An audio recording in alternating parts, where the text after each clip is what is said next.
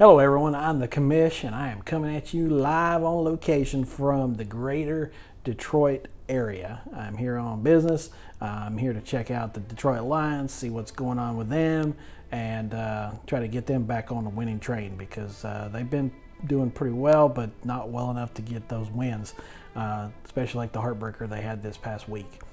Anyway, so let's go ahead and jump into things. Let's start off with what's going on around the NFL right now.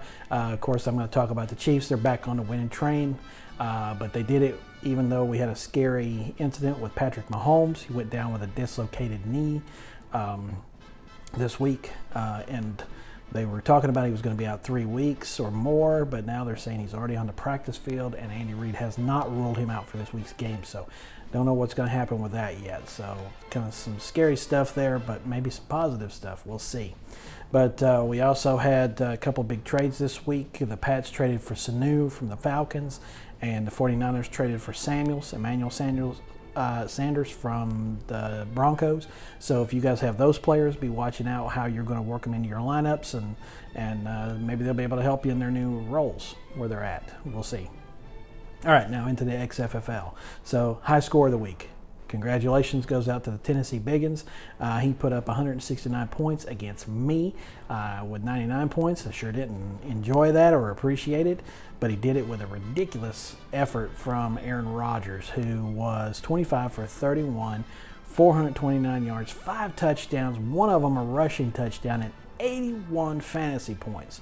So I think old Rodgers got pissed off that people saying he's washed up. So he had to take it out on me this week, of all people. So add to my already dismal season. Thanks, Rodgers. All right, so next, dead ass last. We got a new member there. We've got the Kentucky Rednecks and Coach Watson. Did a lot of talking before this one. Said he was going to bring the moonshine, the cousins coming out of the hills, going to bring some whoop ass. And the Evil Bastard just wasn't having it, man. They put up 135 points. They did it on top of his 46 points. Now, he had a lot of his team members that weren't doing what they were supposed to do, but the biggest one was Delaney Walker. He left the game early with an ankle injury, got him a big goose egg. But he also had a goose egg from his kicker who was on a bye this week. That was an unfortunate issue as a result of some waiver learning curves, but we've all experienced that this year. But I got some footage of some of his players. You know, this might be contributing to what happened this week for him, so take a look.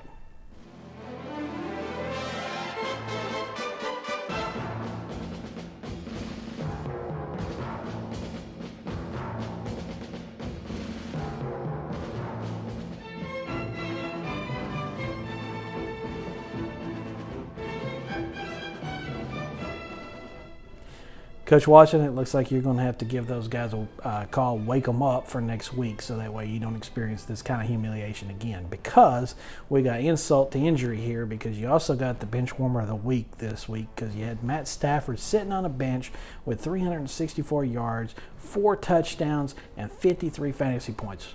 Would it have been enough to give you the win? No. But it still would have made the score a little bit more respectable, and we all know that we like it to look a little bit more respectable. All right, so that's it for the information about what's going on in the league. One of the things I really want to take a serious note on is we had 3 teams this week that had issues with their lineups. So we got to be mindful of this, guys. We got to watch out for it. Make sure that we're setting these lineups.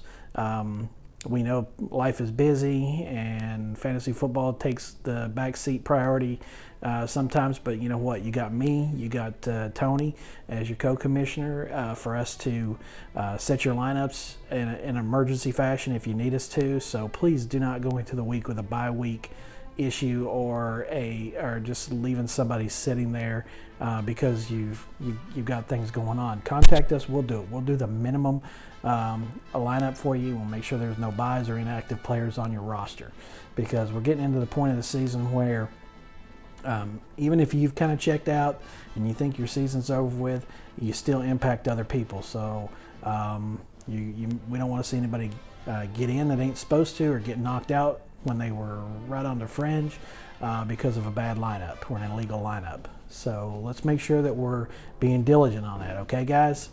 All right. So that's it for me. Enough seriousness. Now it's time for me to get out there and enjoy the town of Detroit. I am the Commish, and I will see you around the league.